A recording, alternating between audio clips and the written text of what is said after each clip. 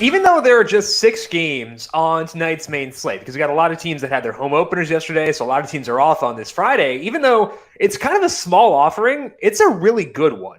Like, usually for a 6-game slate, I might struggle to find 3 pitchers I want or struggle to find 3 stacks, but honestly, I think it's not too bad for either. I think that there are 3 pitchers I feel really good about for tonight. 3 stacks I like a lot. So it's a pretty fun slate. Just 6 games, fewer choices, but still really good options. And you're not going to be altering your process to get to good plays for tonight. So let's dive on in and get you set for Friday's slate. Welcome on into the Solo Shot. That's right here on the FanDuel Podcast Network and numberFire.com. My name is Jim Sonis. I am a senior writer and analyst for numberFire.com, here to break down Friday's 6-game main slate.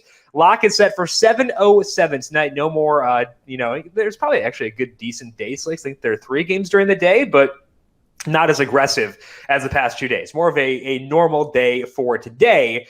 And this is the first main slate we have had with a game in Dunedin, Florida for the Jays and the Angels. It is 75 degrees there, a 73% humidity, which profiles as being a good hitting environment, especially when you look at the dimensions. It seems like it should be good for hitting. So I would keep sentiment around those 2 offenses pretty high. I have it as like a 6% above average for hitting in my sheet. I think that's probably, I don't know, that's what I'm going to go with. I think that's like above average park. So I would say good park for hitting for today. So bump up the Jays and Angels as a result of that park. It's 84 degrees in Texas for the Rangers and the Padres. I would bet they keep the roof open because it seems like pretty good weather. So assuming that they do, that's a boost up for the Padres and the Rangers hitters. No games here for this slate are projected to have first pitch temperatures under 70 degrees. So we're pretty good across the board here. No massive concerns. I think we're good to just sit back, play some DFS, and have some fun for tonight. And because we have an actual legit main slate locking at 7:07 tonight, means we're back to our regular schedule for the Q&A. We are back today, 4 p.m. Eastern on the FanDuel YouTube, Twitch, Facebook, and Twitter channels, answering your questions around MLB DFS. Talking about process, talking about pitchers, talking about the offenses I want to use, and just the hitters in general I want to use. So if you have questions about pitchers, any of that, make sure you tune in 4 p.m. Eastern on the FanDuel YouTube, Twitch, Facebook, or Twitter pages, and we'll answer your questions live on air for today's slate. Also on YouTube later today, if you're watching right now, welcome. Stick around. 10:30, we have our NASCAR podcast for Saturday night's race in Martinsville. Should be a fun one, I think. It's a pretty easy race to get a read on from a DFS perspective. We'll run through strategies, my favorite drivers for the race. That is on YouTube at 10:30 a.m. and we'll go on the numberFire Daily Fantasy Podcast feed immediately after that. We've also got UFC with Austin Swain here on the numberFire Daily Fantasy Podcast feed. We've got NBA, NHL, a lot of good stuff. So make sure you are subscribed to the numberFire Daily Fantasy Podcast feed. And as always, if you like what you hear, if you enjoy these podcasts, if they help you win some money, leave us a rating and review, because that does help us out a ton, and we appreciate those of you who have done so already. Before we dive into the pitching preview for today, race fans, plenty of opportunities to play NASCAR Daily Fantasy over at FanDuel this weekend. You can set a lineup of drivers for the Blue Emu Maximum Pain Relief 500. For less than $5, you can compete for a chance to win a part of the $60,000 prize pool, with first place taking home $10,000. Head to FanDuel today and set your daily fantasy racing lineup. For more details, visit FanDuel.com or download the FanDuel app today. Eligibility restrictions apply. Pitching preview for this Friday slate. And again, it's good. And Zach Wheeler is the highest salaried pitcher on FanDuel. He checks in at $10,500. Joe Musgrove, $9,700. Lance McCullers is $9,000. Zach Plesac, Tyler Mahle, and Taylor Widener are the others at $8,000 or higher. And there are a couple of guys on the slate who can get strikeouts, but only one guy is facing a lower tier opponent that will also strike out. Kind of the ideal blend, and that guy is Joe Musgrove facing the Rangers. I mentioned before that the weather is good for hitting. It does help that the Rangers might not put the ball in play all that often. Talk about that with Trevor Bauer against the Rockies. It does help when they don't put the ball in play all that often. The active roster for the Rangers since the start of last year has an 82 WRC plus against righties with a 24% strikeout rate. That 82 WRC plus is the lowest on the main slate. Second lowest is 89. So by a good margin, It's a good matchup for Joe Musgrove, the worst offense we've got on this slate. They also have the fourth highest strikeout rate, and that aligns well with Musgrove, who leads this slate in strikeout rate in the most relevant sample for each pitcher. And the most relevant sample for Musgrove is since the start of last year. He did change a bit in his opener in 2021. He threw a lot of cutters there, so I'll likely shift that to be just 2021 once the sample gets larger, but Musgrove looked good, and it's a continuation of what he did back in 2020. If we look at him since the start of last year, he has a 3.26 skill interactive ERA with a 34% strikeout rate, and he's allowed a 4.7% barrel rate. He leads in strikeout rate, leads in skill interactive ERA, tied for third in barrel rate. So we are getting what I would say is the best pitcher on the slate, at least for DFS, facing the worst offense on the slate, and we're going to have a lot of strikeouts here. So I'm going to be pretty aggressive with Musgrove. There are other good options, as alluded to before, so you don't have to go like 100%. It's not, I wouldn't say the gap here is as big as the perceived gap between Jose Berrios and Corbin Burns in the pack yesterday, and then Lance Lynn made me look very stupid. But I do think that there is enough here where I'll put Musgrove number one for this slot. He's a legit ace, and I look forward to seeing what he can do for an entire season in San Diego. The second-ranked pitcher for me is also in Texas, just not the same Texas. That's Lance McCullers against the A's, and this isn't really about the A's. I know they're struggling to start this year, but it's still a 99 WRC plus against righties based on the current active roster since the start of last year. They're roughly league average, but they do strike out, and part of their high strikeout rate is what McCullers did to them last week. He went 5 innings. He got 7 strikeouts and just 2 hits allowed. He faced just 20 batters, but he threw 95 pitches. So it means he was inefficient, but it also means that he stretched out. What this says is that the A's did just see him, and that is a concern. You don't really want to use pitchers facing a lineup for the second consecutive time because they know what's coming. But something we discussed yesterday on the Q&A, keeps me here. Alvin had asked whether I consider what hitters do against pitchers. And I said, yes, in extreme circumstances where a pitcher leans a lot on one pitch, as a secondary analysis, I do look at how that meshes. And we actually have a pretty extreme circumstance here for this one because McCullers debuted a new slider last week, and it's not like just a new pitch that he threw like 10% of the time. He threw it 36% of the time. That's huge. So if you go to FanGraphs, you can look at how each team performs against each pitch. And the worst team in baseball against sliders since the start of last year is the Oakland A's.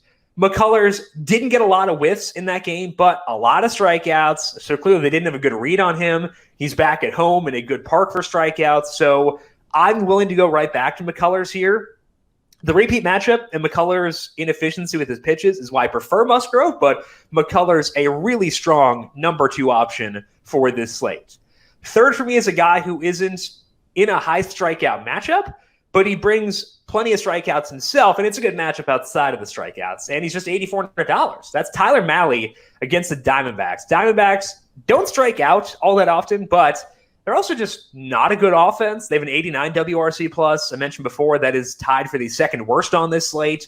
So that boosts Mahle's floor, and then he brings the ceiling himself. Mahle looked really good in his first start this year. He had 9 strikeouts across 5 innings, 84 pitches, so he should be pretty stretched out. And the strikeouts, if you look back to last year, shouldn't be a surprise. We saw Mahle make 7 starts at the end of the year after rejoining the rotation full-time. If you add on what he did last week, he's got a 3.77 skill interactive ERA in that time with a 32% strikeout rate. Now, Mahle does walk some guys, and he does let up some hard contact, but that's where the matchup with the Diamondbacks comes into play because they have a lower walk rate against righties. They're not the most powerful team, especially with Ketel Marte being out. It's a good matchup. So if Mahle were in a tougher matchup, like if he were facing a team that drew walks and made hard contact, I'd have pretty legit concerns, but I think he's fine here. So all 3 of Musgrove, McCullers, and Mahle are decently fun despite not being huge names, and I'm good using each of them for tonight. I'll touch on a couple of pitchers worth discussing and things to watch. They're not guys I want to use. I think it will just be these 3 guys I want to use tonight. We'll talk about why I'm not using a couple guys in things to watch. Let's check out the stacks for today. As mentioned, I think that there are 3 stacks I like. There are 2 stacks I really like. And the first one is the Padres against Kohei Arihara. Arihara just made his MLB debut last week, and it's the first data we have on him. And it was probably pretty close to what you would have expected based on his profile coming from the Nip and Ham fighters. He was actually a former teammate of Oswaldo Arcia. I love Oswaldo still. Didn't pan out. He was Byron Buxton before Byron Buxton was for me. So I'm inclined to like him because he was teammates with Arcia. But Arihara didn't look like a high strikeout guy in that matchup. And, that played out. A 5.5% swinging strike rate, 1 strikeout over 5 innings. He didn't walk anybody, which is good for him from a real world perspective, but it's also good for us in DFS because it means more balls in play. A lot of those balls in play were hard struck. He allowed 3 barrels in that time, and this is against the Royals. So it's not like he's facing the Dodgers. It's a decent team, but not a great one. Now he's to face the Padres, and they did lose Fernando Tatis, so that's tough, but it's still a good offense, even once you take Tatis out of there. So Arihara could very well make his last start look like an aberration. Like, there's a good chance he winds up, not a good chance, but there's a chance he makes me look very stupid here. But for now, I am okay stacking against him and seeing what happens. And excitingly, we are stacking the Padres for Trent Grisham's 2021 debut. He's expected to come off the injured list for today's game.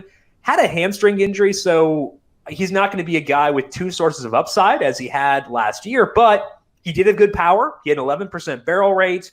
He's $2,500, so I'd be pretty aggressive in shoveling Grisham in my lineups to get more access to guys like Eric Hosmer, Manny Machado, Jay Cronenworth.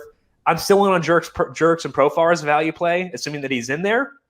But overall, a good thing for this team that Grisham's there, and he's someone I want to be pretty heavy on for today's slate. I mentioned this before, but I'm pretty into Eric Hosmer's swing change. I think it's legit, so I'll keep on using him despite the salary increase that he has got. The other stack I really like here is Cleveland against Julio Teheran. Cleveland's offense, not one I want to stack all that often, but this is really a tough matchup for me to turn down because Teheran is trying. He's trying to his credit. He's been doing things that we've been asking to do. Like back when he was with Atlanta, everyone is saying, asking him to cut back on his 4-seam fastball usage. And it feels like he's finally there. He is doing that. He barely used that pitch in his debut, and you would think that would be a good thing based on the way he profiled previously. He did get the win against this very same Cleveland offense because, again, they're not great, but he had just a 5.6% swinging strike rate, which is a pretty low number, and there were 3 barrels in there as well. Over the past 6 starts, with that 4-seamer largely in the back pocket for Teheran, he has a 6.32 skill interactive ERA with a 14% strikeout rate and a 16% barrel rate. Massive number. If Cleveland's offense were better, they'd be the top stack on this slate, but they're not. So they sit second for me. All things considered, I think that they're in the same tier as the Padres for stacking. So it is Padres 1, Cleveland 2 for me for tonight.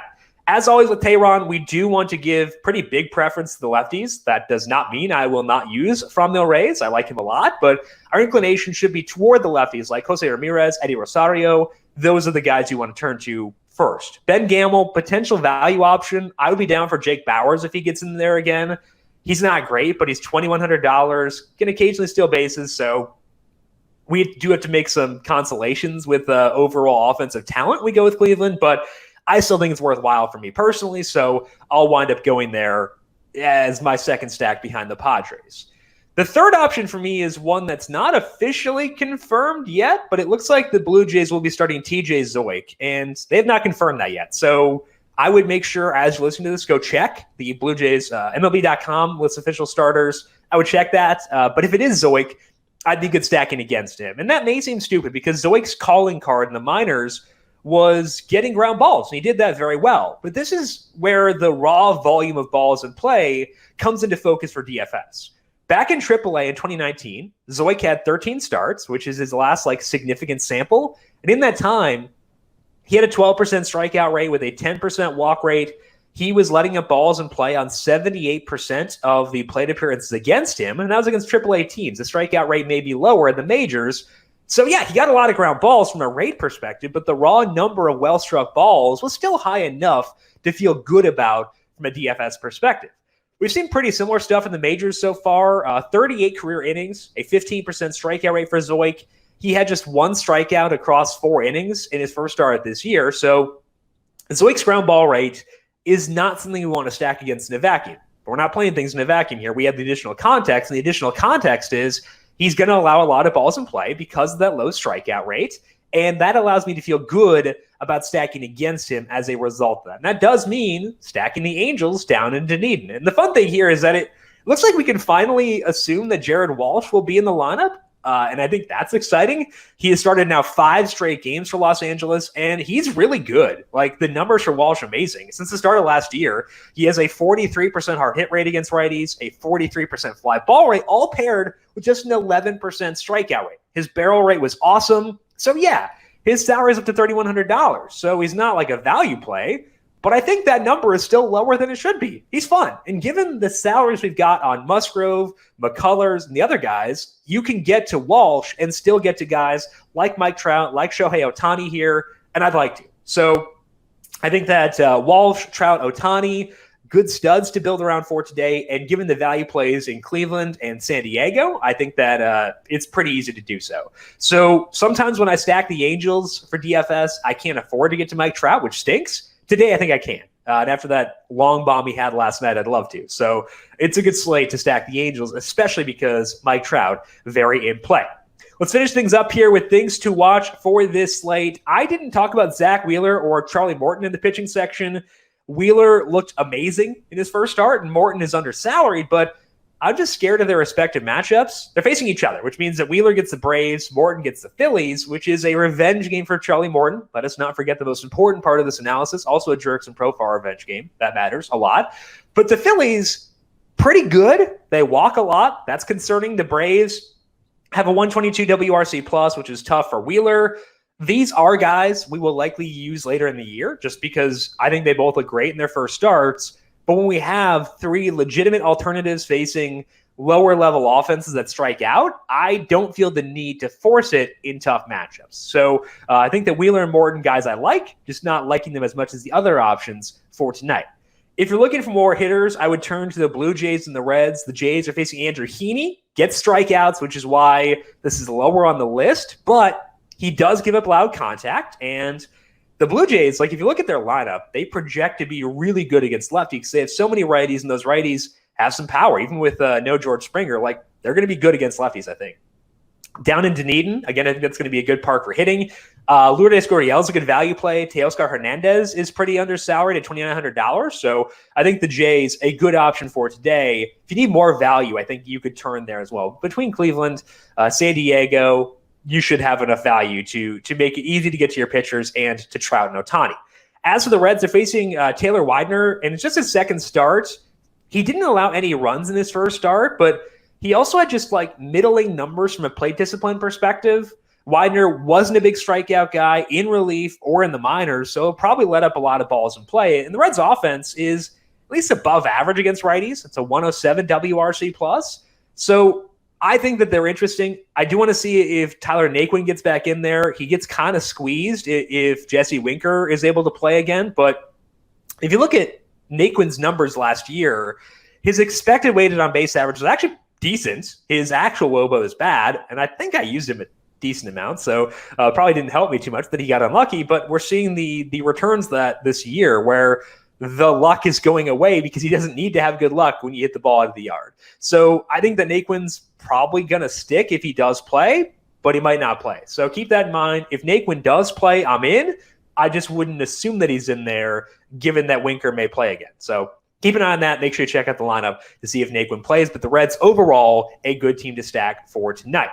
That is all that we have for today. But as mentioned, make sure you come back 4 p.m. Eastern to get our Q&A in for today. Talking pitchers, talking stacks, talking one-offs, value plays. If there is a team or a pitcher I did not discuss here, feel free to ask me about them. 4 p.m. Eastern on the FanDuel YouTube, Twitch, Twitter, and Facebook channels.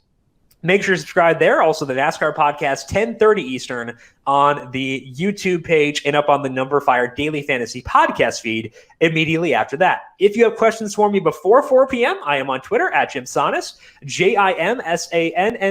You can also follow the FanDuel Podcast Network at FanDuel Podcast. Big thank you to Calvin Theobald, our video producer, for running the video side of things here today. Thank you, Cal, as always. And thank you to everyone for tuning in. Good luck to you with your DFS lineups for tonight. Have a fantastic weekend. We'll talk to you once again next week. This has been the Solo Shot right here on the FanDuel Podcast Network.